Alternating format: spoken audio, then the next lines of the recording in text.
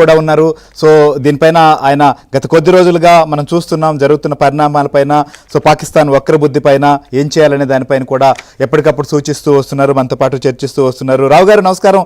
మనం అసలు ఇలా ఎక్స్పెక్ట్ చేస్తున్నాం, మళ్ళీ ఈ రకమైనటువంటి చర్చించాల్సినటువంటి పరిస్థితి వస్తుందని మాత్రం ఖచ్చితంగా అనుకోలేదు. ఎందుకంటే కాల్పుల విరమణకు సీజ్ ఫైర్ కట్టుబడుతుంది పాకిస్తాన్ అనుకున్నాం, కానీ దాని యొక్క వక్రబుద్ధిని మళ్ళీ బుద్ధి లేని పనులకు కూడా దిగింది. అసలు ఎందుకు ఈ రకమైనటువంటి పరిస్థితి వచ్చింది? అంటే ప్రభుత్వం మాట అక్కడ సైన్యం వినడం లేదా సైన్యంలోనే వారి మధ్య వారికి తగాదాలు తిరుగుబాట్ల వల్ల ఇలాంటివి జరిగాయా?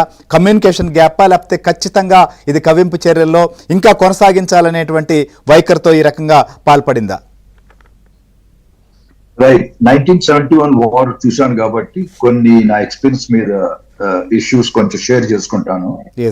ఫస్ట్ సీజ్ ఫైర్ డిక్లేర్ చేసిన వెంటనే ఇదేమి ట్యాప్ వాటర్ కాదు, రైట్, వెంటనే బంద్ చేసేస్తాను, రైట్.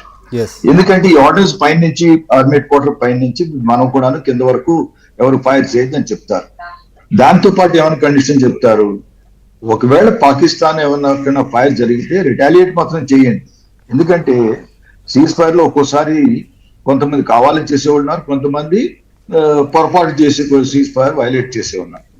కనుక సీజ్ ఫైర్ అయిన తర్వాత పీస్ అగ్రిమెంట్ అంటూ ఒక అగ్రిమెంట్కి వస్తాం. ఆ అగ్రిమెంట్ లో క్లియర్ గా రాసుకుంటాం ఏంటి, ఇంకేమి ఫైర్ చేయము, ఆర్టిలరీ ఫైర్ చేయము, డ్రోన్స్ వాడడం, అది వాడడం, ఇది వాడడం, టెర్రరిస్ట్ అటాక్స్ మేము సహకరించు, ఇలాంటి అగ్రిమెంట్స్ ఒక సంగతి. కానీ సీజ్ ఫైర్ ఏంటంటే ఆర్డర్ చేసిన వెంటనే జనరల్లీ ఒక ఫ్యూ అవర్స్ లేకపోతే ఒక 10-12 అవర్స్ అటు ఇటు సహజమే, కొంచెం చిన్న ఘర్షణలు, చిన్న ఫైరింగ్ జరుగుతాయి, అందులో పొరపాటు లేదు. కానీ ఇప్పుడు పాకిస్తాన్ డ్రోన్స్ కూడా వాడటం చూస్తుంటే ఈ అలాంటి నార్మల్ సీజ్ ఫైర్ వాతావరణం కాదు. అంటే సార్ మీరు అన్నట్లుగా మీ ఎక్స్పీరియన్స్ తో ఒక్క నిమిషం నేను మాట్లాడతాను, ఎందుకంటే తర్వాత నేను వెళ్ళిపోవాలి, రైట్. సో బేసికలీ ఏంటంటే ఈ సీజ్ ఫైర్ ముందు నీతో కూడా ఒకసారి షేర్ చేశాను. ఏమైనా షేర్ చేశాను, ఒకవేళ ఇలాంటి ఆపర్చునిటీ, ఇలాంటి అవకాశం దొరికితే ఆర్మీ చీఫ్స్ తీసుకున్న ఓవర్టేక్ చేసి డిక్టేటర్షిప్ వచ్చింది, మార్షల్ లా డిక్లేర్ చేసిన అకేషన్స్ ఎన్నో ఉన్నాయి. కనుక ఫస్ట్ లోనే మీ ఇదే టీవీ మీద మనం మాట్లాడుకున్నాం ఒకవేళ ఛాన్స్ దొరికితే అసద్ మునీర్ తిరిగి పాకిస్తాన్ దేశాన్ని తన కంట్రోల్ తీసుకుంటాడా?